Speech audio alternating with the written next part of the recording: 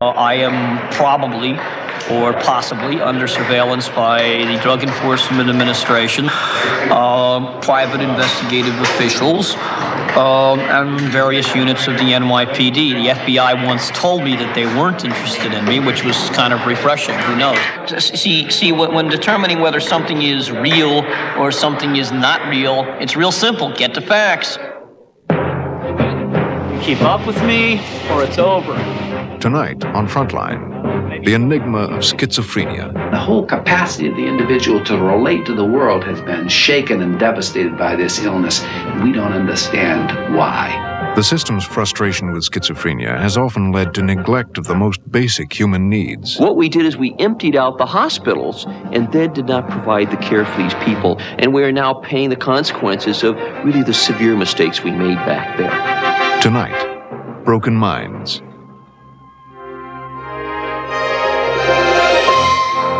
With funding provided by the financial support of viewers like you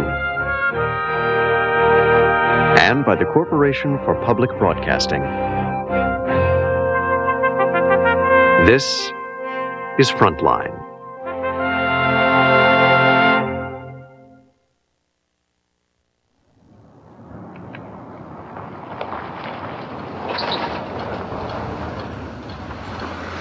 Oh, look, Patty, look there. Is it We one? have a One or camp. two people? Look like one. I can't tell from here. It might be two. Let's go closer. Okay. Somebody on this. I don't know. There's somebody there. Is that a person or just clothing? No, it's clothing. Wow, Look at that in there. What? For some reason, I have eagle's eyes. Way over. We're You see talking. it? Okay. Or is that the other guy? No, this is Jerry. That's the other guy who's Okay, this guy. very paranoid. God, how are we going to approach him again? This is what we're going to do. I'm going to stop a little in the front, and then we get out and try to put the sandwich a few feet before he gets there to see if he pick it up. Okay, well we got to do it before he gets over here. We'll see. We get in there. Okay. Jeez, he looks bad. He's looking worse and worse. I know, he looks terrible. But it's so difficult to find him. He's going this direction. Yeah, he's going this direction. Okay. I want him to see us through the front. Yeah, but we don't want to. We want to make it clear to him. Okay, he's on my side. All right. Yes. You want to do it from the van?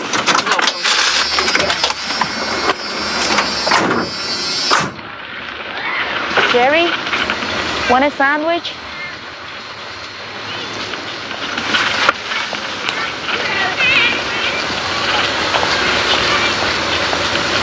How about if I put it here? Okay?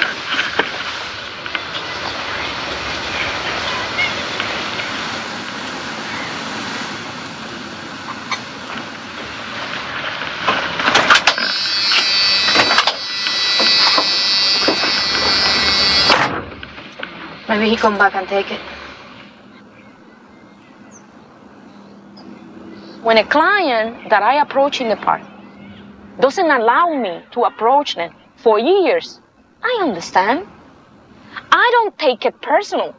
You tell me if I encounter you in a park and I get out of the van and I go to you and offer you a sandwich, you tell me if you're going to take the sandwich from me.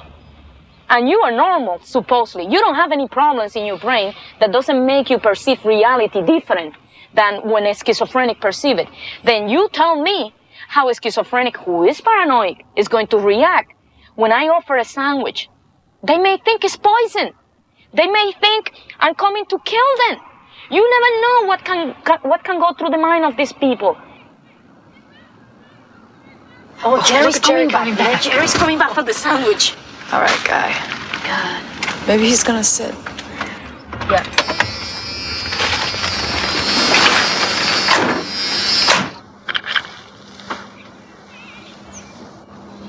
There are at least 150,000 severely mentally ill men and women living in the parks and on the streets of this country.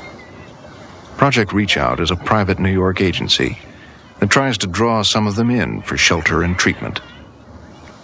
Keep a distance, okay? Want a sandwich? See you later. Last year, Patty Moon and Margarita Lopez, one of 3 reach-out teams, made contact with more than 2,500. Okay. He took the sandwich.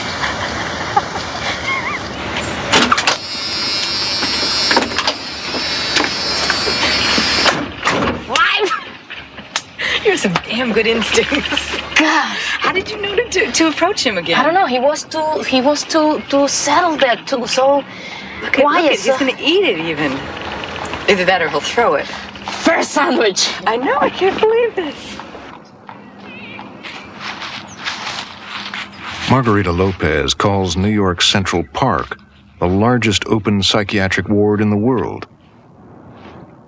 30% of the nation's homeless suffer severe mental illness, and the most psychotic try to isolate themselves in places like this. The primary diagnosis is schizophrenia. Schizophrenia is a major problem for us to understand, and it's been a tough nut to crack, and for a number of reasons. First of all, we can't sense a central problem in schizophrenia. We can only say, look, all of mental life is devastated by schizophrenia, and we can't point to a central mental function that is at the heart of the problem. That's not true of conditions like mental retardation or dementia or manic depressive disorder. With each one of them, we can say, look, the central problem here is a dilapidation of intelligence, or the central problem here is a dilapidation of mood. In schizophrenia, we say the whole mind and the whole capacity of the individual to relate to the world has been shaken and devastated by this illness, and we don't understand why. This was when the twins were a year old. Sharon is on the left and Marge is on the right. I look back and they were awfully cute then. And why so much attention was drawn to them when I would take them out in public. It's the kind of thing where I had all the dreams and everything that the typical parent has for their children, and then to see them cut down in such a dramatic way. I guess I'm glad I didn't know then what I know today. What Amy Murphy didn't know then was that one of her daughters, Marge, would become acutely ill with schizophrenia in 1982, when she was a junior at college. In 1989, the Murphy twins and their mother came to the National Institutes of Mental Health in Washington to be part of a major study into the enigmatic causes of schizophrenia.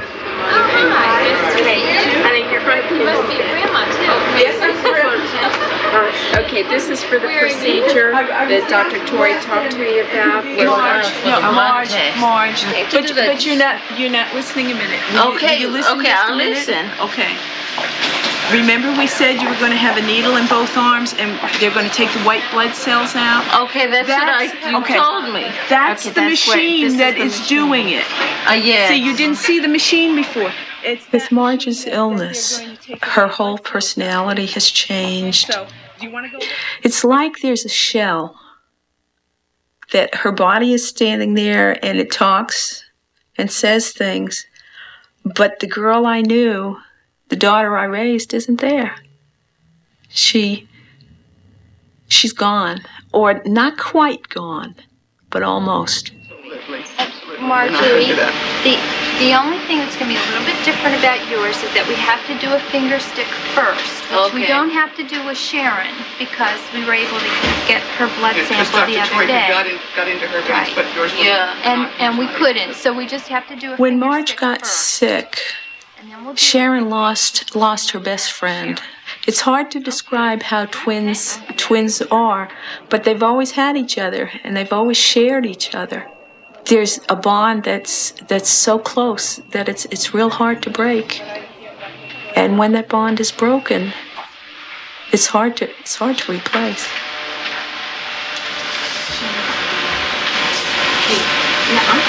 Yeah. Can you make a statement? What kind of a statement am I supposed to make? I don't know. Oh. In the case of the Murphy twins, Marge has a more severe form of the disease than the average person with schizophrenia. Marge is kind of in the same class as my sister, who was hospitalized for many years also.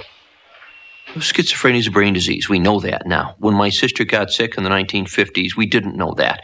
And there was a lot of confusion about what schizophrenia was. We know now that schizophrenia is a disease like Parkinson's disease or Alzheimer's disease or multiple sclerosis. We know that something gets in the brain and changes the chemistry in the brain and causes symptoms. So that the kind of symptoms that people have, and my sister had, are hearing voices, delusional thinking, so that you misinterpret what's going on and think that things refer to you that don't refer to you, and the inability to think logically from A to B to C. Can you take this off the needle out? I could lose, you know? No, Yeah, okay. we have to leave it in now for a We'll while. have to leave it in for a few minutes. Well, for now. being a bad little girl. No, you've been an excellent girl. Marjorie. You're Yes. very good. This is the 40 minutes now that we were telling you about for the When we take blood from the twins and we hook them up to this special machine that will take a small amount of blood, but will take selectively the lymphocytes that we want to study, they are the best means for studying the immune system. And we know that many people with schizophrenia have abnormalities in the immune system. This is Marjorie's, and this one's Sharon's. In all, there are 17 pairs of identical twins in the study. Identical in every way, except that one twin has schizophrenia. Guess again. Yeah, I'm trying to. I don't want to be wrong. It's okay if you are. Okay, this is Sharon. Yeah. Yeah, that's Sharon. It's hard. Really hard. You can actually Yeah. see down inside the pool. Very hard to do. Identical twins are extremely useful for all kinds of medical research, including research on schizophrenia, because they start with the same genes. They start as basically clones of each other, if you like. And in any disease, including schizophrenia, where genetics are thought to play a role, this is the best way to separate the genetic from the non-genetic aspects of the disease. If it were a purely genetic disease, then whenever one set of identical twins, whenever one person got the disease, the other one would always get it because they have the same genes. In studies of twins that have been done for about 5 decades now, the likelihood if one twin has the illness, the other twin will have the illness, is only about 50 or 60%. In other words, half the time the twins are concordant, meaning they both have the illness, and half the time if one has the illness, the other one does not have the illness. Now, this means by definition that genetics cannot be the entire story. We don't understand what the factors are that make it possible for someone to have the gene but not have the illness. But there are many human illnesses like this. This is not unique to schizophrenia. I'd like to ask you a couple of proverbs. Can you tell me what the saying means? A rolling stone gathers no moss. I don't know. What do you mean? Well, this is a saying. This is something people sometimes say. A rolling stone... Is it a cliche? Sort of, yeah. Yeah. A rolling stone gathers no moss. What does that mean to you? What is moss, like grass on the ground? I think it's one of those things that it's whatever you think it is. Yeah, and a rock, you think you throw it? Well, I don't know. A rolling stone gathers no moss. Okay, what that means to me? What does it mean to you? That something is moving so fast that it gathers no extraneous material. Okay. How about people who live in glass houses shouldn't throw stones? Or stove thrones. You've heard that one. Yes. Yeah. Okay, people in glass houses. The relief I got from the twin study was, just incredible. Dr. Torrey said out of the first 35 things to worry about in life, getting sick like her ought to be 37 on my list. People looked at me and said, "You've lost weight." And I hadn't lost any physical weight at all. I'm just kind of the same. But I knew what they were talking about because it was emotional weight that was gone. And people saw it, and people I hadn't seen in years said that, well, since the twin study, she looks lighter and brighter and so much more relaxed. I wish my life were different, and I wish this illness never existed, but it's a part of my life, and it is a part of who I am, and that's not going to change.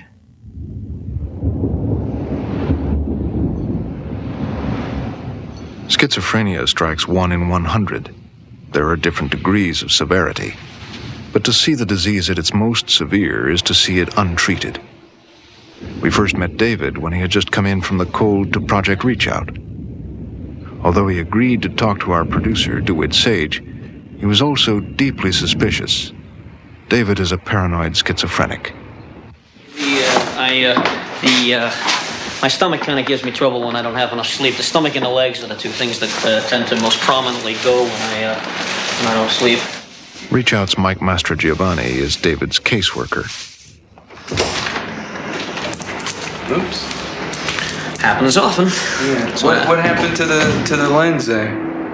They fell off my face one day in their glass, and they were cold, and it was cold, and so they were probably a little extra brittle and mango. Because this happened since the last time I saw you, right? Which was just which was a couple days ago. Yeah, it fell and hit the sidewalk, and it's glass lens. So have you confirmed your prescription? Is it the right prescription? You were gonna check that out. I haven't.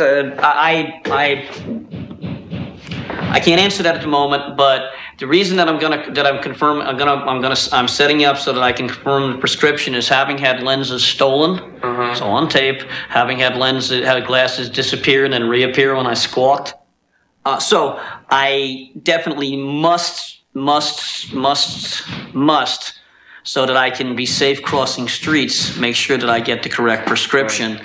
And that means all the way from the stage of getting the prescription to actually having the glasses made. And one other thing I'd really appreciate, in the light of what else is on the tape, this is going to make sense, I really appreciate if there's no transmitter embedded in the frame. Okay? And I would hope that that's not the case. Like the one that's probably here.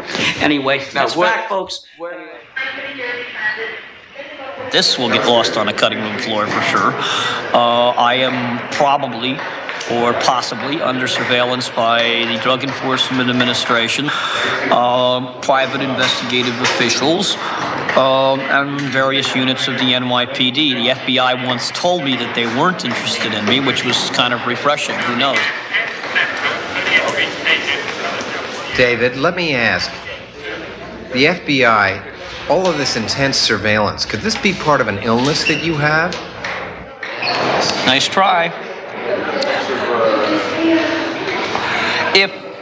When you say, well, maybe it's just something I'm thinking of and product of my situation. But when it happens 150 times, I mean, let's take an example.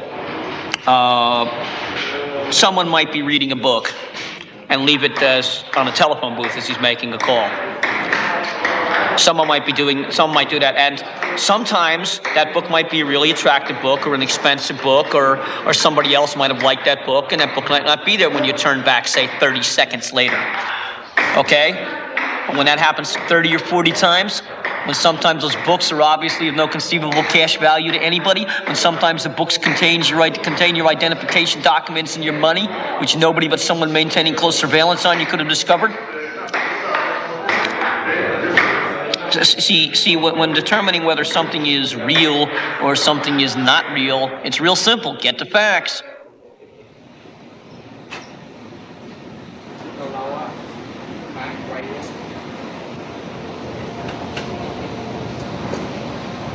Schizophrenia has to be viewed as the cancer of mental illnesses. It is certainly the most profound illness treated by psychiatrists. Part of the desperation that people felt in treating this profoundly disabling and dramatic illness was reflected in the amazing treatments that were brought to bear on schizophrenia. I mean, there are treatments from surgical treatments where people would, lobotomies, people would do surgery on the brain, but there were surgical treatments on other organs. People used to take out the adrenal glands. Castration at one time was considered to be an effective treatment for schizophrenia. There have been all kinds of medical treatments. There have been all kinds of psychological treatments.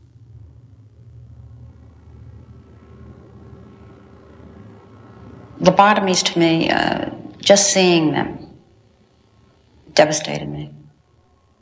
I was a part of it. You have to remember that in the early 50s, there were no tranquilizers. Lobotomies were done for those patients that we completely had no control of. They were assaulting other patients, employees. We had over 16,000 patients here.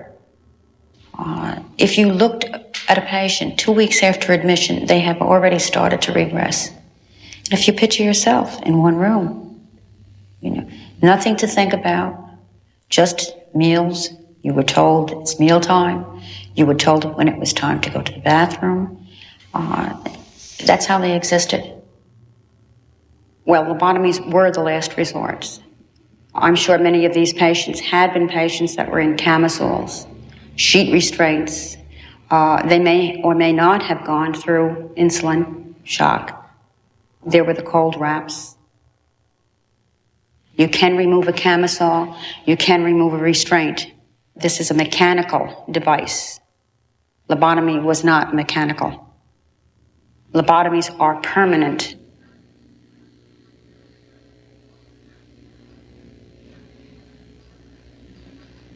Justin, can we talk for a minute? Sure. You want to sit up? Or do you want to lie down? Lie down. Really? Yeah. Feel comfortable now.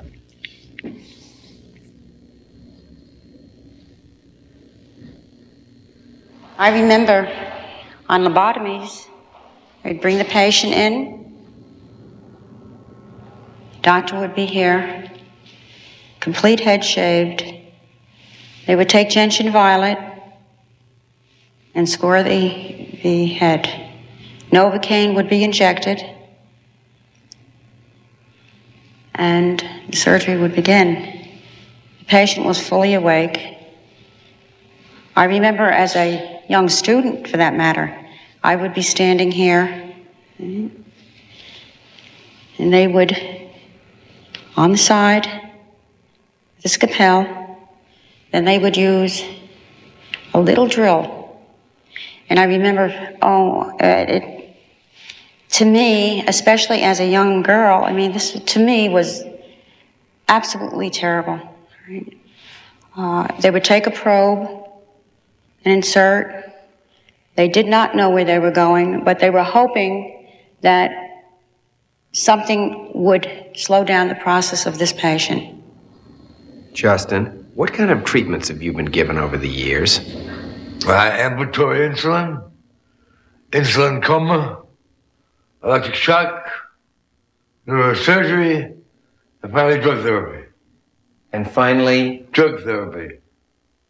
And when you say neurosurgery, what do you mean? Brain surgery. I had a prefrontal lobotomy. 152 at New York State Psychiatric Institute and Hospital, 722 West 168th Street, New York 22, New York. Phone number Lorraine 84000. And as slowly as you can, and as clearly, what happened that day? The operation? We got a stretcher. I found myself being moved into a lighted room with 4 surgeons there. Baby Aronson, the Sapperman, at the Pierce, and at the Ransonor. Then they started the operation. I passed out. In 1949, when Stanley Gross was lobotomized at Pilgrim State, the treatment was seen as a cure for the most extreme schizophrenia. Although the operation did subdue violence, it soon became clear that the underlying illness was not affected at all. Stanley, we had been warned, never discussed his operation. Father him killed? No, he died I told you about the time the bomb dropping and boom, they blew a great big hole about 4 feet right in the ground. So it was a baby bomb, a major bomb. Stanley, which planet should have come down to attack the Earth? The planet of headbreakers. The planet of head breakers? Yeah, they're 1 million miles up, so you know it takes about 2.5 days before they can land. Traveling 1 million miles an hour. Planet of head breakers, and Stanley's supposed to be the head of that planet. Right, the Lord. How many heads has Stanley broken? What do you think? Do you remember?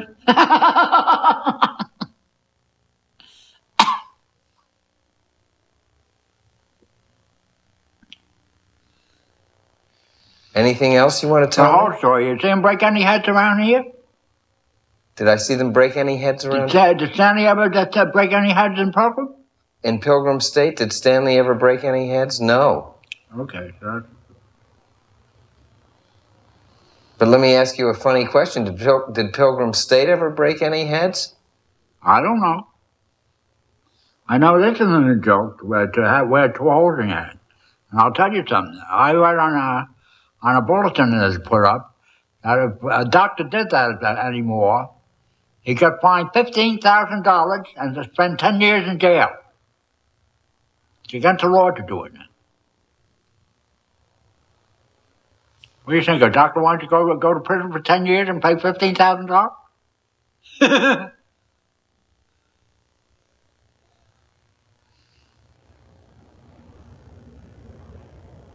By the time lobotomies were stopped at Pilgrim State in the mid-1950s, over 30,000 had been performed throughout the United States.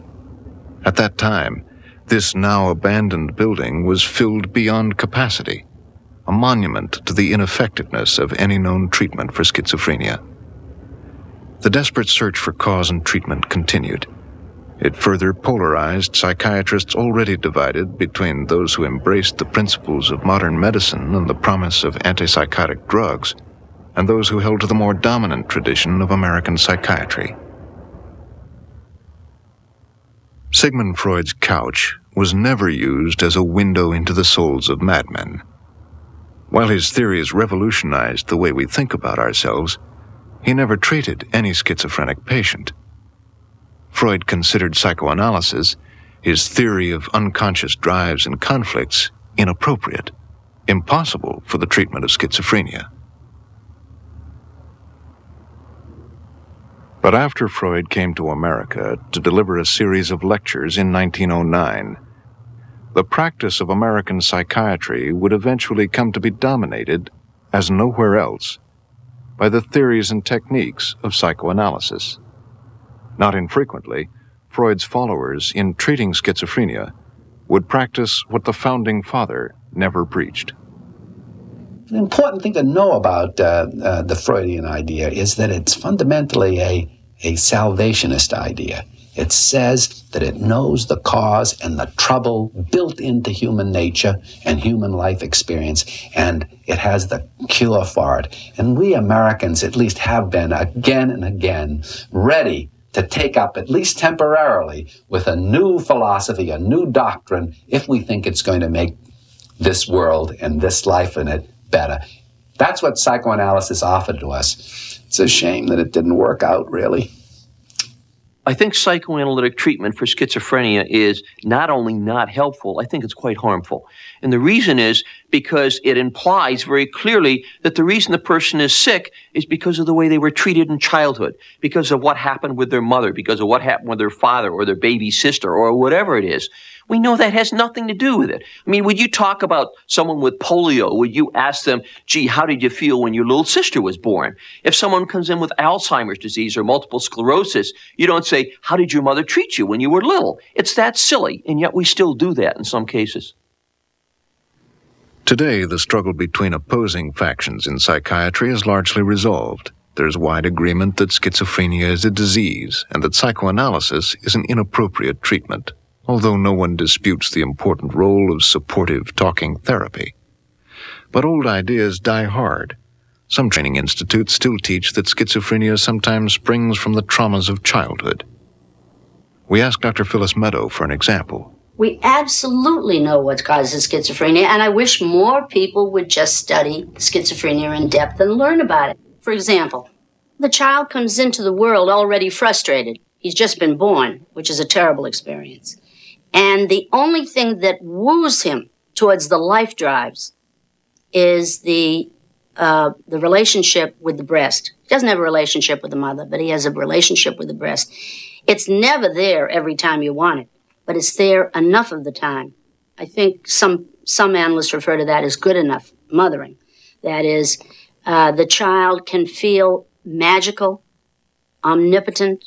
He can call up the breast, and within a few minutes he'll hear the noise of the breast approaching, something to indicate that the breast is forthcoming. He'll have a fantasy in his mind of a breast, and it will usually trickle milk if he's healthy. If he's very unhealthy, he'll roll over, feel apathetic, and feel there's no breast, there's no fantasy, and there's no way to get anything he needs. And that is what leads to pathology. Sometimes it leads to death, but that would certainly lead to schizophrenia. Hi, David. Morning, Dr. Niger. I shake your hand, but... That's all right. Have a seat. We're in a different room this morning. This is David's second meeting with Dr. Jim Neininger, a reach-out volunteer psychiatrist who tries to treat schizophrenia with a combination of supportive talking therapy and medications. He believes both are necessary. So, yes, so I need to say at the first of this, don't mind me, call it my paranoia or my carefulness. Anyway, that anything which has been taped prior to this on this date, what was yesterday's date, so I know today's, Tuesday, October 24th, was taped when, to my knowledge, the camera was not running. Therefore, I have not consented to its taping. Okay, that being said, the camera's now running and this stuff's all good. Okay, anyway, don't mind me. I was a political science major. Anyway, you know. So it's been a couple of weeks since we met. Can you bring me up to date on how you've been since then? I've been, my weekends have been fine. My weeknights have been hellish. And the weekends you have a place to stay, and during the week you don't, right? That's correct. And during the week, lately have been inhabiting subway stations and parks. Does that get you depressed to have to? Sure it does. Sure it does. And I wonder, I sort of think, wow, I'm depressed. Maybe I need an antidepressant, but who wouldn't be? Let me ask you this: how have you been sleeping? Last night I slept great. If I had any decent place to stay, where as a rule, a pair of glasses once went poof there, but as a rule, my possessions in my body aren't being searched, and I have something resembling a security perimeter between me and the other guy. I mean, I trust my friend implicitly. Then you can sleep. Then I sleep much better. These glasses have almost gone poof. These aren't mine. These aren't even my prescription, and they're glass glasses. So, and you'll notice that I have yet to have a complete pair of glasses in months. Anyway, and that Are there people here or recently that you've worked with that you do trust? Nobody implicitly. I trust absolutely nobody implicitly that I have met within the last 2 years. Since I came under surveillance, at least nobody. I can't. It's like unless I have. I mean, I take everything else on a situation-by-situation basis on, if when it comes to the level of trust. But when it comes to nobody that I've met since I undertook that surveillance, could I ever trust implicitly? There might be. Let me just tell you what my thoughts are at this point in terms of, as you said, I think, you are at this point on an ongoing basis getting treatment with your peer counseling and coming here, and that's good, so that if things started to emerge, hopefully that could be contained, My own feeling, though, just so you know it, is that I think probably low doses of medicine would help you in terms of minimizing the chance that under stress that you'd feel too aggressive or that you'd hear voices. And also I think it might help you organize your thinking a little. You and I last time said, and I think we agree on that medicine would only make sense if it offered you something and that outweighed any side effects. And that's why I'm not pushing it, but I want you to know it's available. Let's say one other thing. You mentioned something. I mentioned it too, sort of. But in the treatment of schizophrenia today, it is very clear that the absolute mainstay of treatment is the use of medications that reduce psychotic symptoms. But medications are not the whole story. And just like when a patient leaves a hospital with a heart attack, and they go out to an environment that's extremely stressful, they're not going to do well. The patient with schizophrenia goes to an environment that's extremely stressful, where there may be a great deal of difficult relationships and anxiety and hostility in their environment. They're not going to do well. Hello? Hello, sir? Would you like a sandwich? You would like a poncho? And a sandwich? Look, this is an invitation. If you would like to come to our Thanksgiving dinner, you will be welcome to come. Then it was clear in schizophrenia that if the brain were involved, it was a subtle problem because you didn't see it just by casually looking at the brain. So what we've needed to do is be able to say, well, what would this person's brain have looked like if they maybe never had schizophrenia? And in our view, the best solution to this is to look at twins, where you have one twin that has the illness and one twin that does not have the illness. Now, if you look at the brains of these twins and you find a consistent anatomical difference that goes along with that illness, you can pretty much conclude that this deviation is related to this illness. With twins, we've been able to say that these subtle anatomical deviations appear to be characteristic of almost every patient with the illness.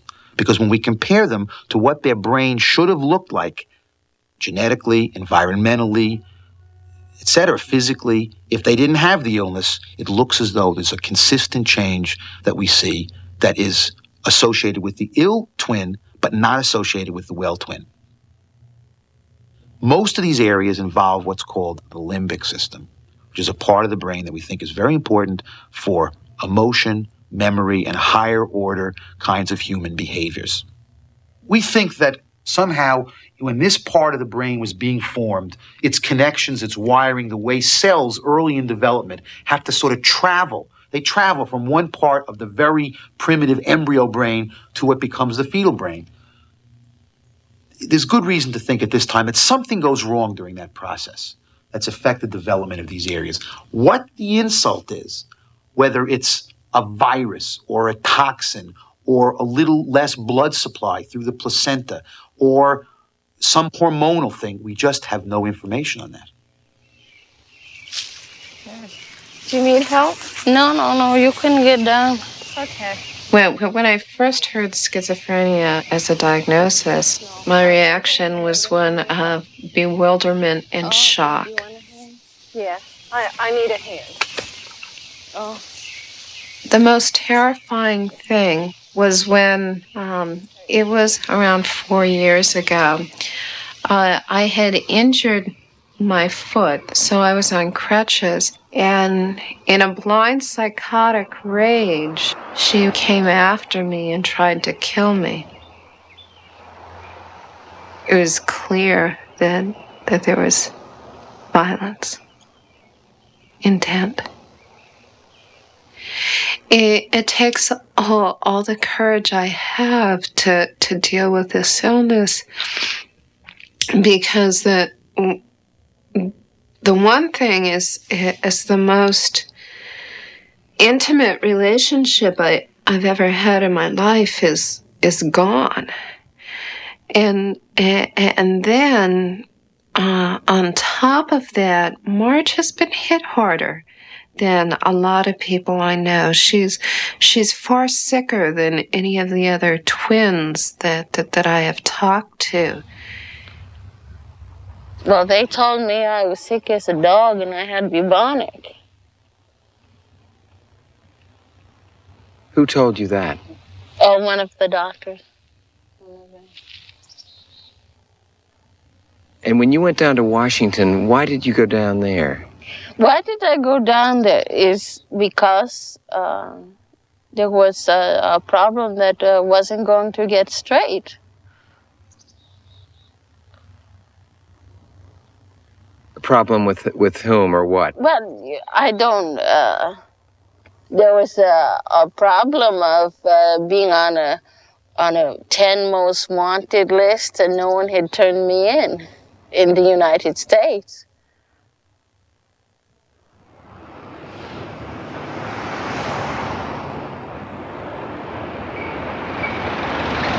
When I think, who is that client there? A client that I know for 3 years. In 3 years, today was the first day that he accepted a sandwich from me and took it directly from my hands, you know. That's enormous progress. Some people may think that it's not progress, but it is a lot of progress. Because I bet that this man is being hospitalized 1,000 times. I bet to you that he's been medicated 1,000 times. And I bet to you that he's been discharged from the hospital to the street 1,000 times. And I bet to you that he ain't here in Central Park every time that he gets discharged. 80% of the hospital beds for the mentally ill in the state system have been closed since 1955. Hundreds of thousands of people have been displaced from these hospitals. What we did is we emptied out the hospitals and then did not provide the care for these people. And we are now paying the consequences of really the severe mistakes we made back there. And to have literally at least 200,000 seriously mentally ill people on the streets in the United States with serious mental illnesses among the homeless population is probably a disgrace of a magnitude that we haven't seen in this century. Before its introduction of antipsychotic medications in the mid-60s, Bangor State Hospital in eastern Maine had 1,200 patients. Today, only 300, including Marge Murphy, are left. Now there is the suggestion that Marge, too, should prepare to leave the hospital. I was just wondering if you had thought about after the hospital or what you wanted to do. I don't know. You know? Okay. It depends. Is your concern about this is that... The concern about it is real, you know? Okay. I really can't go to an elementary school and walk in, sit in a chair and just do it. You know, the reality of this, I can't do it. You know, I can legally do some things and I can legally do others. And then I cannot legally do anything. Yeah. I don't know. Right now, what's happening with Marge is they want her to move her from the hospital into what they call a less restrictive setting. The problem is Marge isn't really ready to go. Yeah. Oh, I thought it was your decision to make. It's hard when she has been violent to know what to do. I think the most difficult thing for me to work through and deal with was having to call the police to come and pick her up and take her back to the hospital. To know that I had to do that for her benefit as well as for ours, because she was out of control at that point in time, and she was a danger both to herself and to possibly anybody else. And I didn't want anything to happen to any of us. If you had a choice of your living situation, what would you like?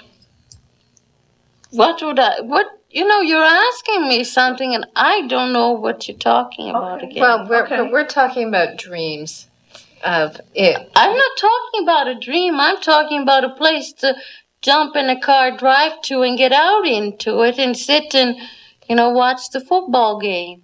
Oh, is that what you want to do, is watch the football game? Yes. Orino's doing real well. About leaving, I'm not a committed, totally insane patient. I have a problem, and it has to be, fixed where it can be and then let out. It's material. What will fix it? I don't know. Like they said, I might have to do chemotherapy with instruments, electronic instruments, high voltage on it. Although Marge's thinking often seems bizarre, her severe psychosis has been successfully checked by medications and a safe hospital environment. Mrs. Murphy fears that if Marge leaves too soon, she will go off her medications become violent again, and have to be forcibly returned to the hospital. The ward psychiatrist sees things differently.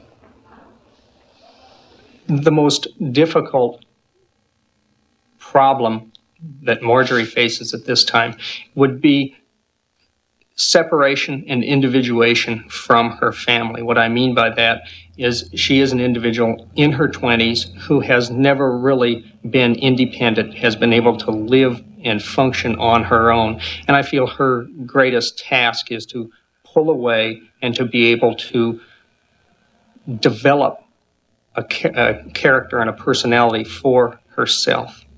I think it's very important for Marjorie to move away at this time and to be independent. She voices that desire quite regularly. She and I were talking earlier, and the hospital is a safe place for her. It's one of the few places that she knows she's not going to get kicked out of. She said, they've got to take me here. Other places, group homes, boarding homes, apartments, and everything else, if mental patients get a little rowdy, they can be evicted from these living situations, and then they have nowhere but the streets to go. Where's DeWitt? Where's DeWitt?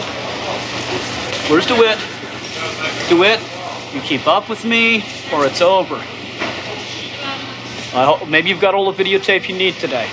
You keep up with me and continue to talk. This is not a photo op, Dave's Habits. You got guys with long lenses and parabolic mics for that, okay? No comment. Now, keep up with me. You want to talk with me.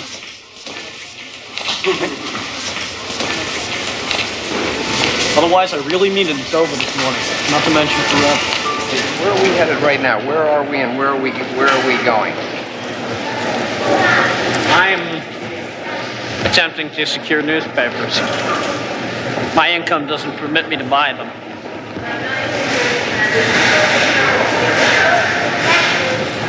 I'm talking to it. By now, David was convinced that Frontline was part of the government's surveillance network which was sabotaging his life.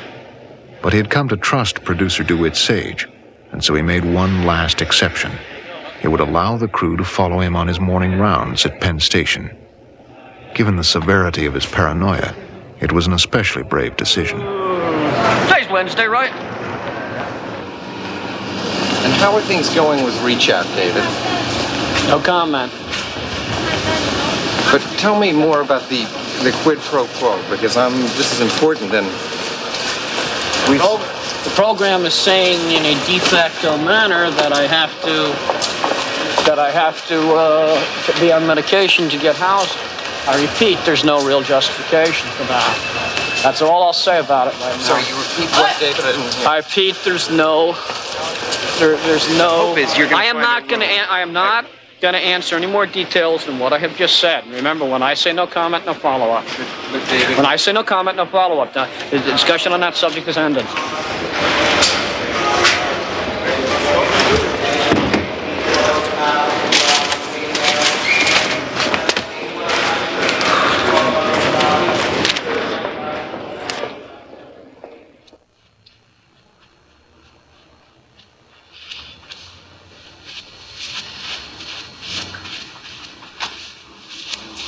The idea of clowning,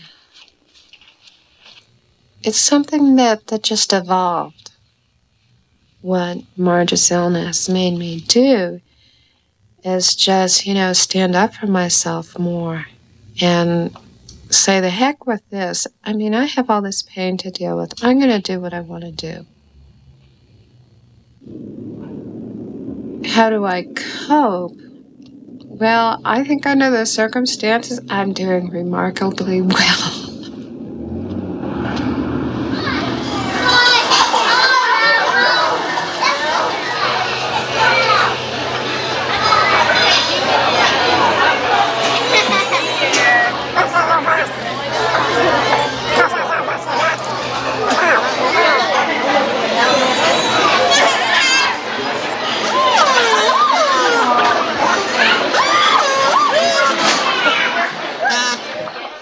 In performing, the hardest thing I ever had to do was a birthday party for twins where the little boy, he was developmentally disabled in some way. I don't know what the diagnosis was, but he was disabled, and the little girl was well.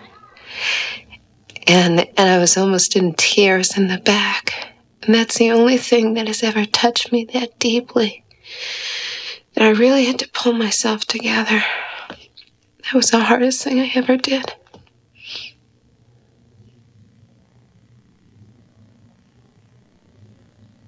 I think for any family that's faced with schizophrenia, the pain that is involved in it is really extraordinary. When you have identical twins, especially identical twins that have been very close, in which one gets sick, it's almost like part of them has died because they're interchangeable in a way. In terms of Marge, I think Marge is likely to benefit from some of the improvements in medication that are going to come along in the next decade. And I think she is going to really benefit from the research that we're doing on the disease right now. She is someone that I can say is likely to see some real effects of the research we're doing on identical twins. In my thinking, one of the most fascinating things about the brain evidence in schizophrenia is that it suggests that somebody's walking around for 20 years with something wrong with their brains, approximately 20 years, until the time that they manifest the illness. And that they're walking around with a brain abnormality, but for some reason they're able to compensate for it.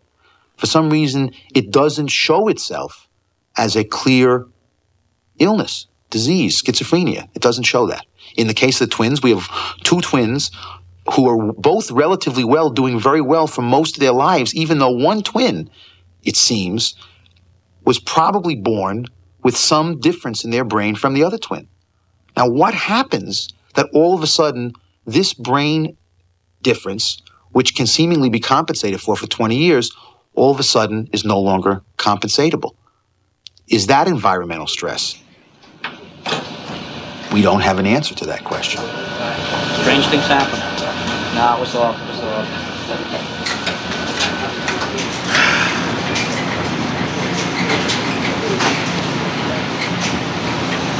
found it in the trash in my buddy's building. Somebody threw it out. It's a fine make. The zipper is a little bit broken, but the snaps work, and, you know, when you're sleeping in the subway or somewhere, warmth's rather a premium. It turned out that the morning filming at Penn Station was the last time we ever saw David. Having steadfastly refused medications for his paranoia, he parted company with Reach Out the next day. David is back where he was first found.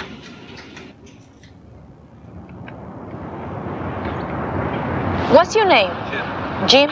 Okay. I like your beard. It's very nice. Then, this is the one that I'm talking about for Wednesday. Okay, you're very much welcome to come. Now, on Thursday, we also have I wonder why we cannot deal with mental illness. What is so bad about it? What is so bad that people refuse to look at it, and take care of the problem instead of ignore it, put it in a psychiatric ward where nobody can see it, or completely, abandon them. But what keeps me going day by day is that after working with a client for 3 years and seeing that person coming into a van for the first time, it's so fulfilling that it's bigger than a candy in the hands of a child. It's bigger than, I don't know, than that the miracle that is when the spring comes, it's bigger than that. It's bigger than that. There are some moments of hope in the search for the cause and treatment of this terrible illness. But in the past, we have often, with the best of intentions, done more harm than good. There are now twice as many severely mentally ill people living on our streets as in all of our state mental hospitals. We are being tested to find solutions not just in our science, but in ourselves. Santa Claus. Where? Santa Claus, over there. Where? Over, across the street. Across the street! I haven't seen him in so long. He's in so much shape. I can't believe he's still here. Okay, you have to put down now the videotape, please.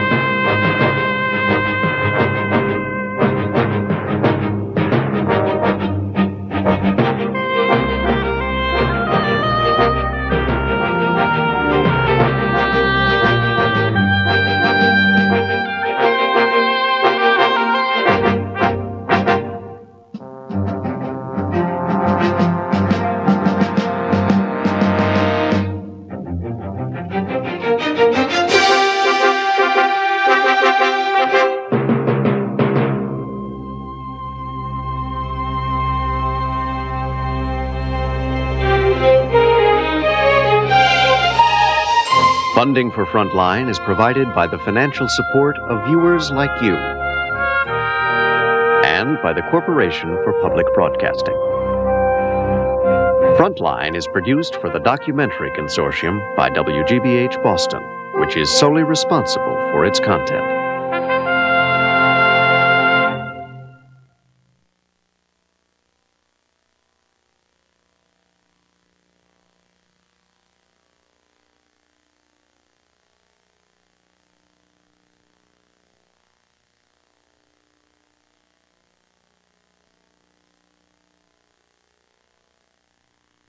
For videocassette information about this program, please write to this address.